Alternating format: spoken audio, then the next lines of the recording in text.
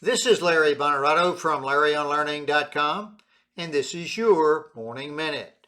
13 days to nuclear Armageddon, the Cuban Missile Crisis. In October 1962, the world teetered on the edge of a nuclear war. Tensions between the United States and the Soviet Union had been escalating for years. The U.S. had deployed nuclear missiles in Turkey, uncomfortably close to the Soviet border. Meanwhile, Cuba, just 90 miles from Florida, had become a Soviet ally after Fidel Castro's 1959 revolution. When U.S. spy planes discovered Soviet nuclear missiles in Cuba, the stage was set for a confrontation that could have ended civilization as we know it. The road to the brink of nuclear war.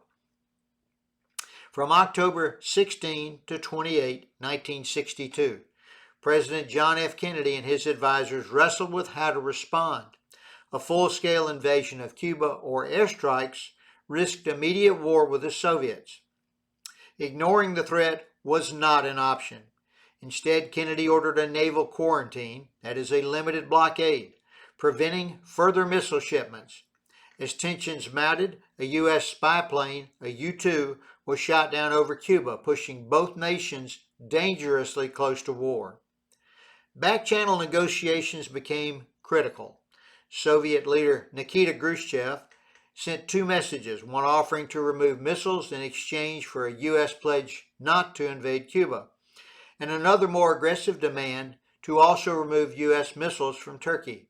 Kennedy publicly accepted the first and privately agreed to the second, allowing both sides to de-escalate while saving face.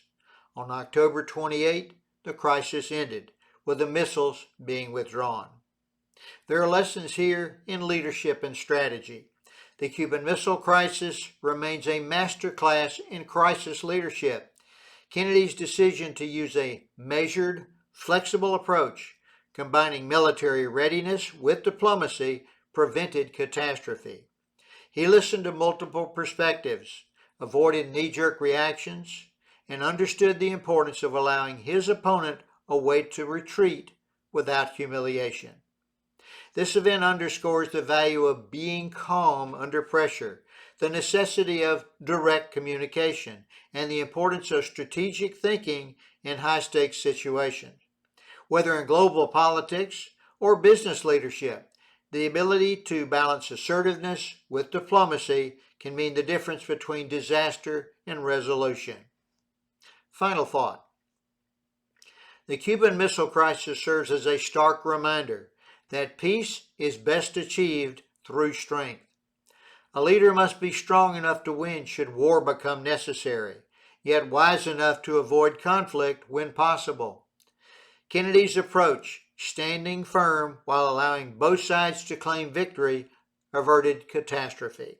Even today, the ability to blend strength with strategic thinking, that is wisdom, remains a hallmark of great leadership.